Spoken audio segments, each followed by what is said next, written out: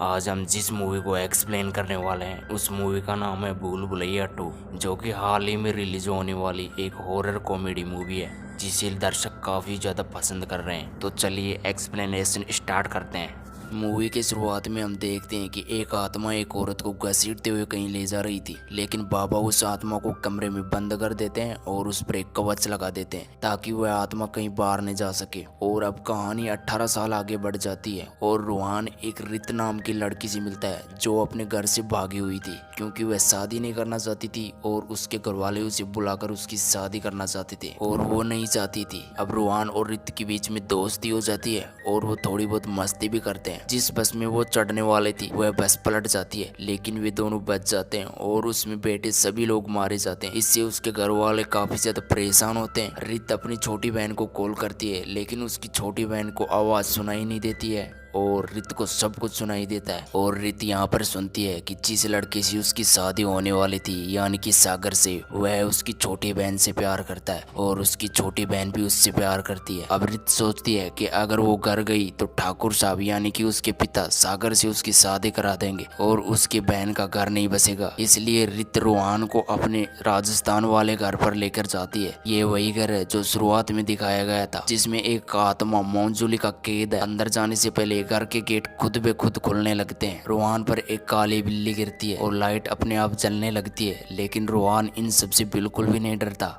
लेकिन बाहर से छोटा पंडित देखता है और ठाकुर साहब को जाकर सब कुछ बता देता है। जहाँ रित को मरा हुआ समझकर उसका शोक मना रहे थे। सभी लोगों को पता चलता है कि पुरानी वाली हवेली के गेट खुल चुके हैं। वहाँ पर सभी लोग आते हैं और रित घबरा जाती है और वो वहीं छुप जाती है। तभी रूहान भूतों से बात करने का नाटक करता है और उसे बताता है कि रित की अंतिम इच्छा थी कि वो इस घर में रहे और सभी लोग भी यहीं रहे। सभी लोगों को विश्वास दिलाने के लिए वह पीछे की कुछ बातें बताता है, जिससे उन सबको विश्वास हो जाता है और सभी लोग यहाँ रहने का फैसला करते हैं। क्योंकि मोंजुलिका का दरवाजा तंत्र मंत्रों से बंद था, इसलिए वो ज्यादा डर नहीं रहे थे। अब रित के कहने पर रूहान रित की आत्मा का बहाना लेकर रित की आखिरी इच्छा ये बताता है कि जिस डेट को उसकी शादी फिक्स हुई थी उसी डेट पर उसकी छोटी बहन और सागर की शादी हो। रित की इच्छा के चलते सब मान जाते हैं और उसकी छोटी बहन और सागर के मन में लड्डू फूटने लगते हैं क्योंकि वे आपस में प्यार करते थे। और मोंजुलिका के चलते इस घर में कई तरह की हलचल भी दिखाई देती है, लेकिन रित इन सब पर विश्वास नहीं करती है और रूहान को इन सब का डर लगता है और धीरे धीरे इन दोनों के बीच में प्यार हो जाता है। फिर गाने बजने लगते हैं। छोटे पंडित, बड़े पंडित और उसकी बीवी को रूहान पर बिल्कुल भी विश्वास नहीं था क्योंकि रूहान उसके धंधे के लिए खतरा बन सकता था। ये रूहान को किसी न किसी तरह से फंसाना चाहते थे, लेकिन कहानी यहाँ पर एक अलग ही मोड़ ले लेती है क्योंकि मुखिया जी की मरी हुई माँ के पास रूहान एक खजाना निकाल देता है और पूरे गांव में रूहान रोहे बाबा के नाम से फेमस हो जाता है। सभी गांव के लोग अपनी अपनी समस्या लेकर रूहान के पास आते हैं। अब रूहान शराब के नशे में मोंजुलिका के उस कमरे में जाता है जहाँ पर वो कैद थी, जहाँ अंजुलिका भाभी आ जाती है और हमें मोंजुलिका की पूरी बैक स्टोरी दिखाई जाती है। असल में इस कमरे में बंद रहने वाले मोंजुलिका कोई और नहीं बल्कि अंजुलिका की सगी बहन है जो कि जुड़वा बहनें थी। वो दोनों और उसके बाबा यहाँ संगीत और नृत्य के लिए आए थे। उसके बाबा मोंजुलिका को उससे ज्यादा प्यार करते थे। इसकी जलस से मोंजुलिका तंत्र विद्या सीख लेती है और उसे कुंवर जी यानी कि ठाकुर साहब के बेटे से प्यार भी हो जाता है। लेकिन कुंवर जी को मोंजुलिका से प्यार था और उसकी शादी भी हो जाती है। लेकिन अब मोंजुलिका पर काला जादू करने लगती है और ये सब करते हुए उनके बाबा देख लेते हैं तो वो उसे भी मार देती है। सुहाग रात वाले दिन मोंजुलिका पर हमला कर देती है,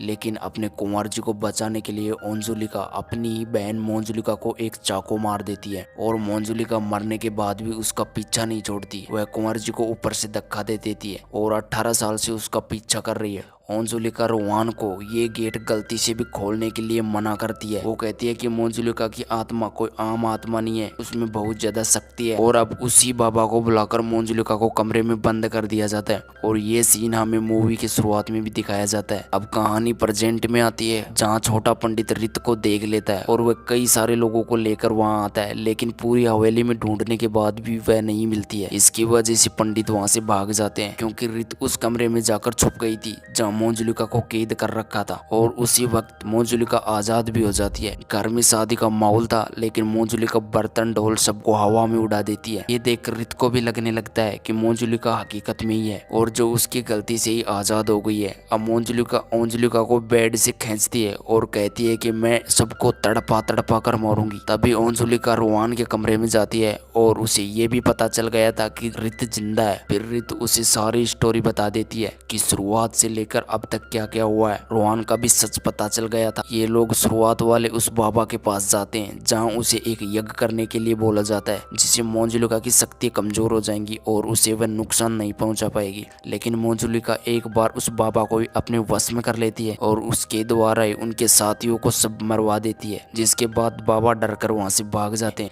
लेकिन यहाँ हम देखते हैं कि पंडित की बीवी भी मंजुलिका बनकर सबको डरा रही थी। तभी मंजुलिका उसे थप्पड़ मार मार कर उसका भूत निकाल देती है। अब रोहान को भी उनके बारे में सच्चाई पता चल चुकी थी और वह भी उसे मारता है। तभी रोहान का सामना मंजुलिका से होता है जो बेखौफ उसके पास जा रहा था क्योंकि उसे ये पता था कि ये पंडित की बीवी है, लेकिन सच में वो मंजुलिका थी। उसे वह चुनौती देता है कि भूत के पैर तो उल्टे होते हैं। तभी वह पैर उल्टे कर देती है, उसे ऊंचाई वाली जगह में ले जाकर धक्का मारने लगती है। लेकिन सीन वहीं कट हो जाता है और हमें हवेली का सीन दिखाया जाता है जहाँ मंजुलिका को मारने की धमकी देती है। मंजुलिका कहती है कि उसे वो उसी बाबा के पास ले जाकर उसी कमरे में वापस बंद करवा देगी। लेकिन इतने में उस बाबा की लाश ऊपर से गिरती है। ये देखकर सब डर जाते हैं। मंजुलिका को मारने के लिए रोहान आगे बढ़ता है तो मंजुलिका रित पर चाकू रखकर उसे वहीं रोक देती है। और अब यहाँ इस मूवी में खुलते हैं असली राज। असल में रित की भाभी बनकर इस घर में 18 साल से जो रह रही है वो मंजुलिका नहीं बल्कि मंजुलिका है, जो शुरुआत में उस बाबा के साथ मिलकर तंत्र विद्या सीख के मंजुलिका को अपने वश में कर लिया था। और मंजुलिका को मारने वाले मंजुलिका नहीं बल्कि मंजुलिका को मारने वाली मंजुलिका थी,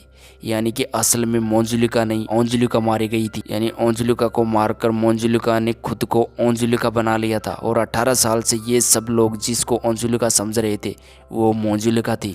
18 साल से जिस कमरे में कैद थी वो मंजुलिका नहीं बल्कि इस घर की असली बहू अंजुलिका थी। इस घर में जिसको भी पता चला कि ये मंजुलिका है इसने उसी को मार दिया। कुंवर साहब को भी इसके बारे में पता चल गया था तो उसको भी धक्का मारने वाली यही मंजुलिका थी। अब असली अंजुलिका मंजुलिका को आकर डराने लगती है और मारने की कोशिश करती है, लेकिन वह बिल्कुल भी नहीं डरती क्योंकि वह तो खुद ही एक काला जादू करने वाली थी और कहती है कि तुम पर अब कोई यकीन नहीं करेगा कि तुम असली वाली अंजुलिका हो। आपको याद होगा जब अंजुलिका की आत्मा रोहान को ऊंचाई पर ले जाकर धक्का मार रही थी तो वह गिरा नहीं था बल्कि अंजुलिका ने उसे बचा लिया था और रित को उसे दूर ले जाने के लिए कही थी और उसे पूरी कहानी भी बता दी थी। तब रोहान अंजुलिका के दर्द को समझ पाया, उसकी सच्चाई को सामने लाया, लेकिन फिर भी वो हंस रही थी। लेकिन अंजुलिका अब की बार उसे पीट कर उसी कमरे में बंद कर देती है जिस कमरे में पहले वो थी और सबको वहां से जाने के लिए कहती है। अब इस हवेली में सिर्फ वो दोनों बहनें रहेंगी, अंजुलिका और मंजुलिका, जहाँ पर अंजुलिका मंजुलिका को टॉर्चर करती रहेगी